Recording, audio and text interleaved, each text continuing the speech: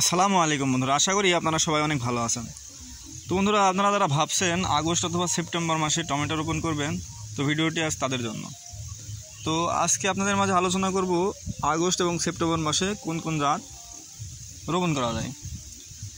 তো বন্ধুরা, tomato August এবং সেপ্টেম্বর মাসে রোপণের কথা আসলে প্রথমে যে জাতটি আসে সেটি হলো বন্ধুরা স্মার্ট 1217। এটি হচ্ছে অ্যাগ্রোওয়ান কোম্পানি বাজারজাত করছে। তো এই জাতটি কিন্তু খুবই ভালো। আমি গত বছর কিন্তু রোপণ করছিলাম সেপ্টেম্বর মাসে।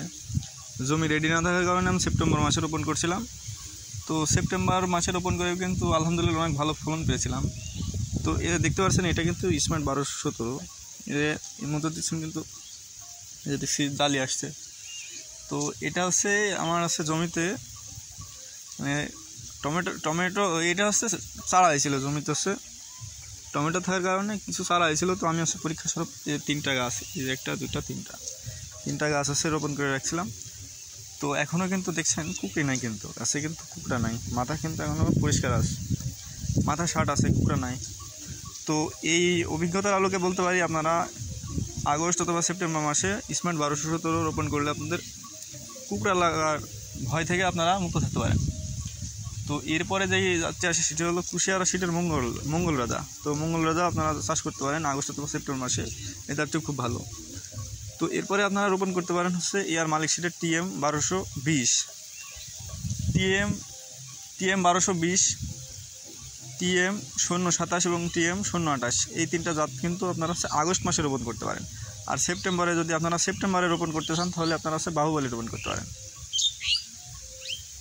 তো এছাড়াও আপনারা লালতির কোম্পানির মিন্টু সুপার চাষ করতে পারেন, আর এটা আগস্ট মাসেও চাষ করা যায়।